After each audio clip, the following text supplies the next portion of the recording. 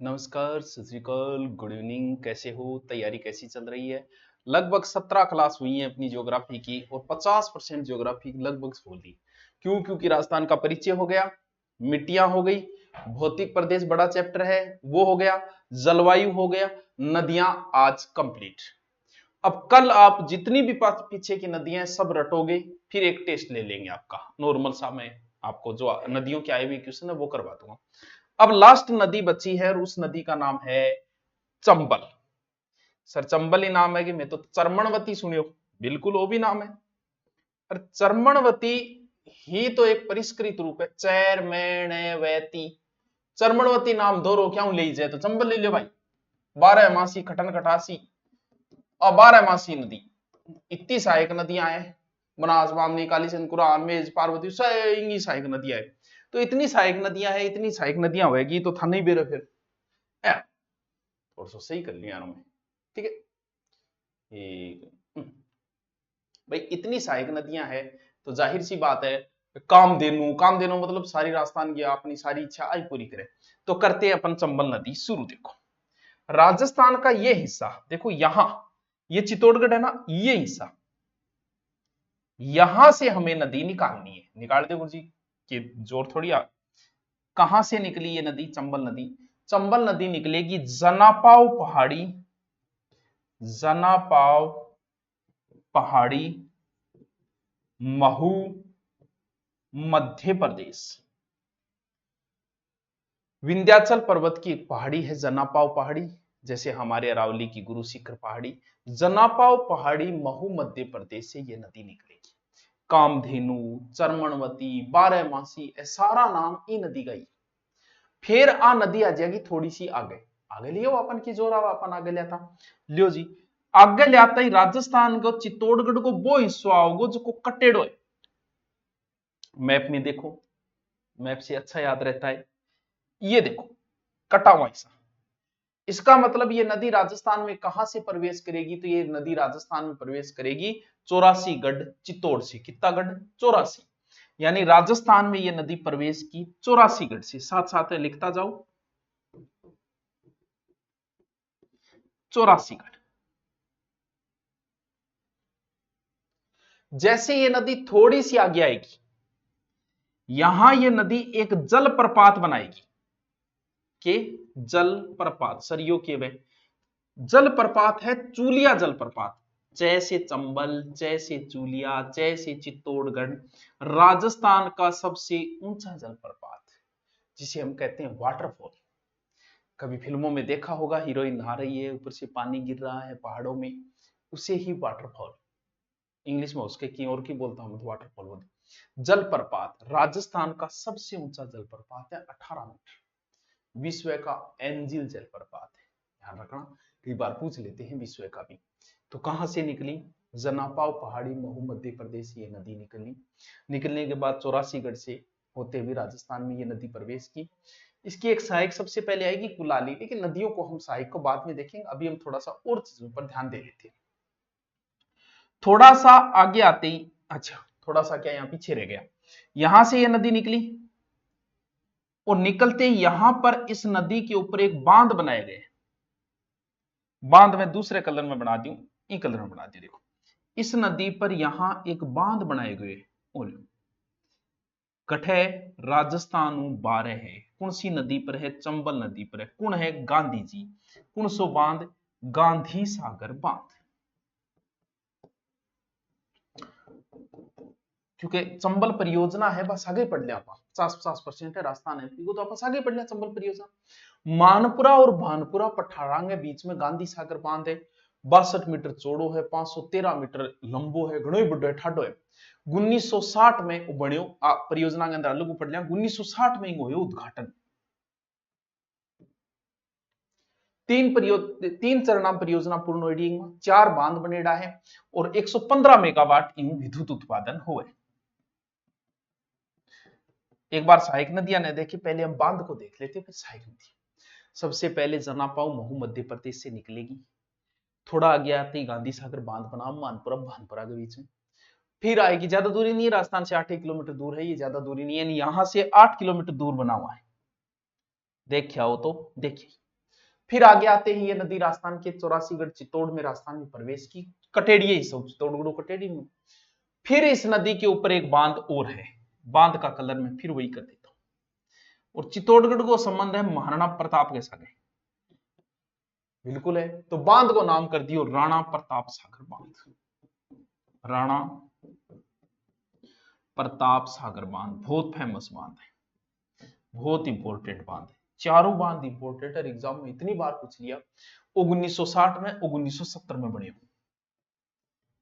चरणों में बाद में देखेंगे, पहले चरण में कितने बने थे, दूसरे में कितने बने थे, वो तो अपन बाद में देख लिया, ठीक है। महू मध्य प्रदेश, फिर ये आगे निकली, आगे निकल के राणा प्रताप सागर बांध है। राणा सर्वाधिक भराव क्षमता वाला बांध है, बड़ा भराव क्षमता, 4 विद्युत इकाइयां लगी हुई है इसके ऊपर, प्रत्येक विद्युत इकाई से 43 मेगावाट होता है, जोड़ेंगे गुणा करेंगे तो 173 मेगावाट विद्युत उत्पादन होता है इससे। यहां पर परमाणु विद्युत संयंत्र स्थापित किया गया, जो राजस्थान का पहला परमाणु विद्युत गृह, एटॉमिक पावर प्रोजेक्ट राजस्थान का पहला है, भारत का दूसरा है। भारत का कौन सा है वो आप कमेंट करके बताना, आपको पता ही होगा, ठीक है, ताकि कमेंट आ जाए तो पता चले कि हाँ भी पढ़ रहे हैं, थोड़ी रुचि भी है। लेकिन मान ली बीच में कमेंट करना जी भी कौन करे, मानो बात लास्ट में मैं बताती हूँ फिर है। राणा प्रताप सागर बांध भराव क्षमता में बड़ा बांध है, कहां है, चित्तौड़गढ़ के अंदर है। 4 विद्युत इकाइयां लगी हुई है इसके ऊपर, प्रत्येक से 173 मेगावाट विद्युत उत्पादन है। यहाँ एटॉमिक पावर प्रोजेक्ट स्थापित किया, जो कि एग्जाम की दृष्टि से बड़ा महत्वपूर्ण प्रश्न है, कई बार एग्जाम में पूछा गया। अब चित्तौड़ के बाद ये नदी आ जाएगी, फिर ब्लैक कलर में ले लेता हूं नदी। 2 जिले हैं, इधर तो है कोटा और नीचे है बूंदी, यानी दोनों जिला के सीमा सीमा सीमा होते हुए ये नदी चलती है।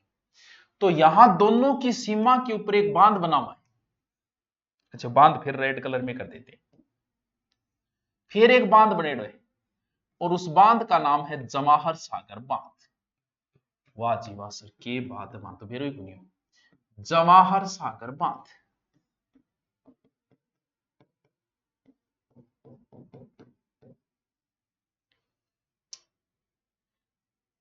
एक किस्यो बांध है, ये 1972 में ऐसा बांध है जो 2 जिलों के अंदर फैला हुआ। वैसे ध्यान रखना है, जवाहर सागर बांध कोटा करके आना है, लेकिन इसकी इधर वाली सीमा तो बूंदी को छूती है, इधर वाली कोटा है, यानी भाई बीच में है, दोनों जिलों में है।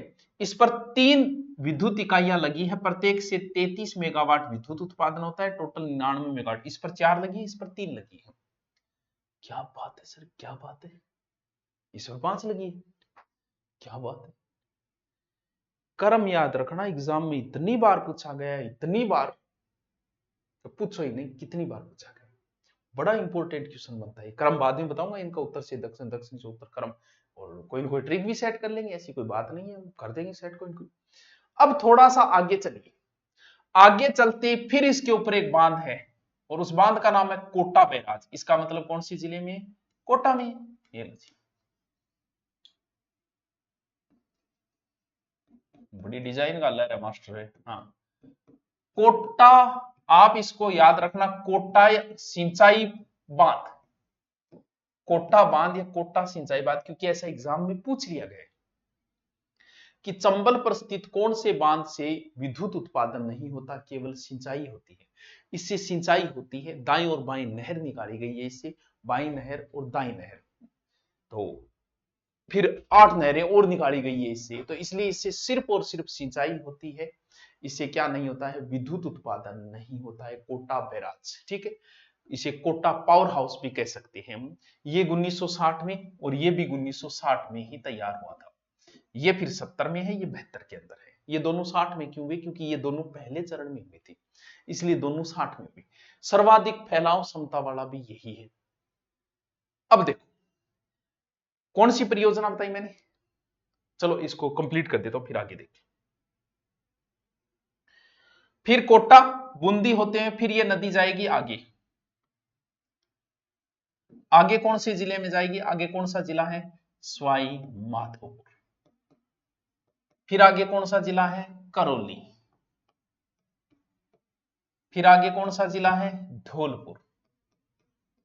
और फिर यूपी में जाके किस में मिल गई, मुरादगंज यूपी में जाके यमुना में मिल गई। यानी ये सीधा जल अरब सागर में नहीं, सॉरी बंगाल की खाड़ी में नहीं मिलते हैं, ये मुरादगंज यूपी में जाके यमुना में मिल जाती है। यमुना की क्या है, सहायक नदी है। जिले याद करो, सबसे पहले दिमाग में रखो, वापस आंखें बंद करो मेरे वत्स, ध्यान में आओ। जब भी आपका ध्यान भंग हो जाए, हमारा दिमाग को हमने कभी रेस्ट दिया ही नहीं, बस यही कमी है कि हमारे दिमाग का विकास नहीं हुआ, या तो हम भूतकाल के बारे में सोचते रहे या भविष्य की योजनाएं बनाते रहे, दिमाग को कभी रेस्ट नहीं दिया। तो दिमाग को कुछ नहीं सोचना ही ध्यान कहलाता है। आप नहीं कर सकते कोई बात नहीं, लेकिन अगर आप थोड़ा बहुत भी दिन में 1 मिनट के लिए भी अगर ध्यान करते हो, तो आप भारत के 1% सर्वश्रेष्ठ लोगों में शामिल। मुझे भी इस बात का फक्र है कि मैं उन 1% में शामिल हूं। तो आप अगर 1 मिनट भी करते हो, अगर नहीं कर पा रहे तो कोई बात नहीं, जब भी बैठे हो बस इतना ध्यान और सारी चीजें छोड़ के बस ये ध्यान कर लेना कि सांस आप ले रहे हो, छोड़ रहे हो, सांस को देखना शुरू कर दो। जैसे मैं सांस ले रहा हूं, इस पर ध्यान लगाओ, वापस छोड़ रहे हो, 1 मिनट ये कर लो तो भी आपका ध्यान हो जाए, माइंड फ्रेश हो जाता है। अब आंखें बंद करो, कुछ नहीं सोचना है। सबसे पहले चंबल नदी को लेके आओ, जनापाव पहाड़ी, महू मध्य प्रदेश से, विंध्याचल की पहाड़ियां हैं। थोड़ा आगे चले, गांधी जी है इसके ऊपर, सबसे पहले गांधी सागर बांध है। उससे आगे चले, 84 से राजस्थान में प्रवेश की चित्तौड़ से। फिर आगे चले, एक चूलिया जलप्रपात है, चूलिया चंबल चित्तौड़गढ़ राजस्थान का ऊंचा जलप्रपात। फिर आगे आई तो चित्तौड़गढ़ का समुद्र राणा प्रताप से, राणा प्रताप सागर बांध है। फिर आगे आई जमार सागर बांध है। फिर आगे आई कोटा बांध। अब इनके प्रश्न क्या क्या पूछे, एग्जाम में इतनी बार पूछ लिया। राजस्थान का चंबल नदी पर स्थित एकमात्र बांध जो राजस्थान से बाहर है, गांधी जी बार है, याद रहे। ठीक है, बाकी नाम हुई बेरो पड़ भी राणा प्रताप, महाराणा प्रताप को संबंध आपने सागे, जमार सागर है कोटा में, ठीक है, कोटा बैराज कोटा में। फिर इसका उत्तर से दक्षिण, दक्षिण से उत्तर कई बार पूछ लेते हैं, ठीक है। ये राजस्थान टोटल अगर इसकी विद्युत उत्पादन है, राजस्थान 193 मेगावाट विद्युत लेता है। सबसे ज्यादा लाभान्वित जिला इसमें कोटा है, फिर 12 है, फिर बूंदी है, ये लाभान्वित जिले। मैन कौन है, चंबल से सर्वाधिक कोटा। जैसे माही बजाज सागर परियोजना से सर्वाधिक लाभान्वित जिला एग्जाम में पूछ लिया तो कौन सा हो जाएगा, बांसवाड़ा हो जाएगा। उसी प्रकार से उत्तर से दक्षिण आपको क्रम पूछे तो ये दिशा कौन सी है, नीचे दक्षिण है तो दक्षिण में पहले ये आएगा, ये आएगा, ये आएगा, ये आएगा। अगर आपको दक्षिण से उत्तर की ओर पूछे, कोई टेंशन नहीं, गांधी जी बारे बारे, लास्ट में कोटा है, आलियो। पहले चित्तौड़गढ़ आएगा तो राणा प्रताप सागर, फिर जवाहर सागर, कोई टेंशन ही नहीं, उत्तर से दक्षिण पूछो, दक्षिण से उत्तर पूछो, क्योंकि गांधी जी यहाँ है, वो ध्यान में रह जाएगा। गांधी जी 12वां होगा, फिर राणा प्रताप चित्तौड़ तो जिले चित्तौड़गढ़ में प्रवेश करे। अंग में कंफ्यूज हो जाए, जवाहर सागर कोटा बिराजे, तो कोटा ऊपर है, बिया भी कोटा, बूंदी झालावाड़ कोटा ऊपर है, अंग में हाड़ौती में, तो ऊपर है यानी कोटा इधर है। फिर ये है, इसका थोड़ा सा क्रम ध्यान रखना उत्तर से। फिर ये पूछा कि कौन सी चंबल पे स्थित बांधों में विद्युत उत्पादन नहीं होता, ये कोटा सिंचाई परियोजना। ये सिंचाई विद्युत उत्पादन 50-50 हिस्सा है, 50 एमपी का है, 50 राजस्थान का। तो सबसे पहले मैंने आपको क्या बताया है, चंबल परियोजना बताई है, लेकिन चंबल परियोजना से काम नहीं चलेगा। अब परियोजना मैंने साथ में करवा दी, क्यों, परियोजना टॉपिक भी तो लगता है। अब हम इसकी सहायक नदियां देखेंगे। तो मैं इसे दोबारा बनाता हूं, आपको भी बनाना पड़ेगा क्योंकि खच्चर पचर हो जाएगी, समझ में को नहीं आता है। ये चित्तौड़गढ़ हो गया, फिर ऊपर कोटा, नीचे बूंदी, ठीक है, उसके बाद है सवाई माधोपुर, फिर करौली, फिर धौलपुर, फिर इटावा में जाके गिर गई आगे, ठीक है, बना लो। अब इसकी सहायक नदियां लाएगी, सहायक नदियां दो साइड से आएगी, एक इस साइड से आएगी राइट साइड से, एक लेफ्ट साइड से सहायक नदी आएगी। सबसे पहले जो सहायक नदी आती है, गुलाली नाम से आती है, जो पहली सहायक नदी है, जो यहां से निकल के सीधी इसमें आ जाती है। कभी नहीं पूछा गया गुजाली, कोई मतलब नहीं है, मत याद कर। फिर एक नदी आती है इधर बेगू से निकलती है, यानी चित्तौड़गढ़ से कटे हुए हिस्से थे, इधर वाले से, कौन सी, बामणी, ब्राह्मणी या बामनी नदी, ये निकली, फिर बीच में एमपी आया, फिर चित्तौड़गढ़ में आके इसमें गिर गई। इस नदी पे कौन सी, बामनी नदी, और इनके संगम पे एक दुर्ग है भैंसरोडगढ़। एग्जाम में पूछने लायक प्रश्न है कि भैंसरोड दुर्ग किन नदियों के संगम, चंबल और बामनी नदियों के संगम पे भैंसरोडगढ़ दुर्ग बना। एक दुर्ग और याद करो, जो चित्तौड़गढ़ चित्तौड़गढ़ करो यू थे, तो फिर एक और भी याद कर लो, क्या चित्तौड़गढ़ दुर्ग ने छोड़ दियो, इन्ना आ जाओ एक दुर्ग है गागरोन दुर्ग। और मेरे हिसाब थारे सबको याद है कि गागरोन दुर्ग जो है दो नदियों के संगम पे, काली सिंध और आहू, यानी ये नदी दो नदियों के संगम पे है। ये एक नदी काली सिंध और एक है आहू शक्ति कपूरा। इनको मतलब ए दोनों नदियां चंबल की सहायक है, तो अन्य लिया होगा, क्या टेंशन की बात है भाई। इधर वाला याद रहे तो ठीक है, नहीं रहती तो याद रहा भैंसरोडगढ़ चंबल और बामनी के संगम पे। काली सिंध जो है वो देवास से निकलती है। सहायक नदियां दूसरे कलर में ले आता हूं। मैन इसमें ये काली सिंध है, तो पहले मैं इसको लेता हूं। कौन सी नदी? काली सिंध। देवास से निकलती है। देवास कहां? एमपी। ठीक है, देवास एमपी से ये नदी निकलती है। ठीक है, फिर आई आगे और यहां से प्रवेश किए। ये जो जिला है ना बराबर में झालावाड़ है, यहां झालावाड़ से राजस्थान में ये नदी प्रवेश की। काली सिंध झालावाड़ से राजस्थान में प्रवेश की, फिर आगे चली। ये नदी मैन जो इस कलर में आ रही है ना, ये काली सिंध है। ठीक है, फिर आगे चली। इसके बाद में कहां जाएगी? कोटा के अंदर, बिल्कुल जाएगी कोटा के अंदर। फिर थोड़ी सी बारां में जाएगी, फिर वापस कोटा में आ जाएगी और आके किस में गिर गई? चंबल। नवनेरा नामक स्थान है कोटा का, याद रखो तो रख लेना, वरना कोई जरूरी नहीं। कोटा में आके मिल गई, नहीं लिखने की जरूरत भी नहीं है। सहायक नदियों के बारे में इतना प्रश्न नहीं पूछते, मैन नदी का थोड़ा ज्यादा ध्यान रखना है, तो नदियों में ज्यादा टेंशन लेने की जरूरत नहीं। काली सिंध के बराबर से ही इधर से निकलती है आहू। इसको मैं दूसरे कलर में लाता हूं ताकि टेंशन खत्म हो जाएगी। कौन सी नदी? आहू। ये भी कहां से निकली? एमपी से। सुरनेर जगह है एमपी से, वहां से ये नदी निकली। ठीक है, नंदावपुर झालावाड़ से ये राजस्थान में प्रवेश की, ये बराबर में झालावाड़ है। ठीक है सर, और गागरोन के पास आके मिल गई इसमें। फिर वो नदी आगे कौन सी जाएगी? लास्ट काली सिंध जाएगी। काली सिंध के यहां बराबर से आहू निकली, यहां काली सिंध हुई। इसके बराबर से एक नदी और निकलती है जिसका नाम है परवन। यानी इसकी सारी लगभग सहायक नदियां इधर वाली एमपी से ही आती। और फिर बराबर में झालावाड़, और परवन नदी भी कहां से प्रवेश की? झालावाड़ से राजस्थान में प्रवेश की। ठीक है सर, कर गई प्रवेश, कोई बात नहीं। फिर आगे गई इस नदी के किनारे, क्योंकि झालावाड़ के बाद इधर 12 है, 12 में एक है शेरगढ़। शेरगढ़ एक अभ्यारण्य है, सॉरी शेरगढ़ दुर्ग है। शेर ने किन्ने रखो? 12 रखो। शेरगढ़ दुर्ग कहां है? 12 के अंदर। बस याद रखिए, इसी नदी के किनारे शेरगढ़ है। आलियो कहां गई? 12 निकली आगे, आगे जाके फिर काली सिंध। किंग सहायक अभी देखे तो काली सिंध की ही सहायक है। एक अभ्यारण्य भी है शेरगढ़ अभ्यारण्य, शेरगढ़ दुर्ग का इसको अभ्यारण्य। शेर में शेर को नहीं, सांप रहे, सांप पांगो सनस्थली कहा जाता है इस अभ्यारण्य को। तो थोड़ा सो अभ्यारण्य पर डाम बटो और पढ़ ले। एक परवन जो नदी है उसमें एक नदी आके मिलती है छोटी सी, काली खो। बस ऐसे ही छोटी सी निकाल के ऐसे ही डाल दो, काली खो। परवन और काली खो के संगम पे एक दुर्ग बना हुआ है, ये काली खो है। दूसरे कलर में करती हूं मैं। इसके किनारे एक दुर्ग बना हुआ है, मनोहर थाना दुर्ग। झालावाड़ में मनोहर थाना दुर्ग, वो इंपॉर्टेंट। चित्तौड़गढ़ दुर्ग, आहू काली सिंध, भैंसरोड दुर्ग चंबल और बामनी के संगम पे, मनोहर थाना दुर्ग जो है काली खो और परवन नदी के संगम पे बना हुआ। याद रह जाएगा सर? क्यों नहीं रहेगा? क्या समस्या है कि याद नहीं रहेगा? कितना इजी है बताओ, यूं ज्यादा इजी और क्या? कौन कौन सी नदी निकाल दी? एक मिनट, ठीक। अब एक दो नदी तो और लानी पड़ेगी टावरो, इनू सारी नदियां इनू ही लानी है अपन। चित्तौड़गढ़ से काली आहू लाए, काली सिंध लाए, फिर परवन लाए, और परवन ले आए, फिर पार्वती भी लिया।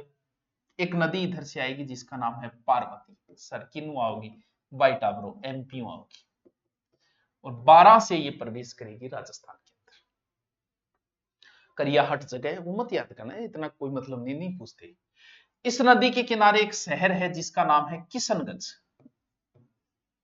किशनगढ़ नहीं है, किशनगंज है। किशनगंज बारां की एक तहसील है, किशनगढ़ नहीं है, किशनगंज है ये। फिर ये नदी जाएगी कहां, बारां, फिर कोटा, और फिर यहां इनकी बॉर्डर के ऊपर आके इसमें मिल जाएगी, यानी सवाई माधोपुर करौली की बॉर्डर के पास में मिल जाएगी। लास्ट एक नदी है, इधर से आती है कुन्नू। ये भी कहां से आती है, एमपी से। बस इसकी सहायता इतना याद रखना, 12 से राजस्थान में प्रवेश की, फिर वापस एमपी के अंदर चली गई, और फिर करौली में जाके इसमें मिल गई। यार सिर्फ सहायक नदियां याद करनी है। इधर वाली नदियां देखो, सबसे आहू, फिर काली सिंध, चित्तौड़ दुर्ग से याद रह जाएगा, सॉरी गागरोन दुर्ग से याद रह जाएगा, आहू काली सिंध, फिर एक परवन है, और उसके बाद पार्वती। कुन्नू याद करो तो करो, नहीं करो तो कोई बात नहीं। एक नदी इधर से इंपॉर्टेंट और बची है जिसका नाम है मेज। मेज नदी, मेज नदी है, मेज बाग वाली है, कठू निकले गुरुजी भीलवाड़ा बिजोलिया से। कौन सी नदी, मेज नदी। भीलवाड़ा के बाद ये नदी आती है बूंदी, और फिर कोटा में आके इसमें मिल जाती है। नदी को नाम किए मेज। मेज में लाया मांगे, जद नाम कडियो मेज मांगली, यानी मेज की सहायक एक नदी है जिसका नाम है मांगली, यानी मेज की सहायक है मांगली, मेज मांगली। और मांगली नदी मांगण गया बड़ मारी लात, तो एक जल प्रपात है भीमलात। भीमलात जल प्रपात किस नदी पर है, मांगली नदी पर। मांगे आगलो मारे भाई, दे जरूरी थोड़ी है, कहां, बूंदी के अंदर। भीमलात जल प्रपात, मेज भीजगी भीलवाड़ा, मेज भीजगी मांगे लिया भीमलात जल प्रपात। यह है चंबल की सहायक नदियां। सारी नदियां हो गई, एक नदी बची है। कल नदियों से संबंधित आए में क्वेश्चन, नदियों की इंपॉर्टेंट क्वेश्चन, नदियों की इंपॉर्टेंट लास्ट बातें, एक निचोड़, वो सारा निचोड़ कल करवा दूंगा। नदी वैसे टॉपिक कंप्लीट हो गया, कितना समझे मुझे नहीं पता, आप दोबारा देख लेना, वापस रिपीट करना, और फिर हम आपसे एक टेस्ट लेंगे। Okay, thank you.